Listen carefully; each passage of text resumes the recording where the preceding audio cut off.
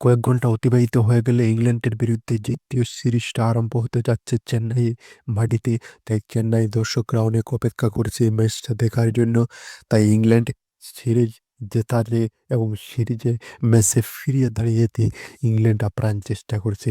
কিন্তু এখন দেখার বিষয় যে ভারতীয় বেস্ট প্লেইং লেভেলে কোন কোন প্লেয়ার থাকতে পারে এবং প্রথম টি-20 সিরিজে কলকাতার মাটিতে যে প্লেইং ইলেভেন ছিল সেই প্লেইং ইলেভেন থাকবে নাকি তার কিছু রদবদল হবে এখন দেখার বিষয়।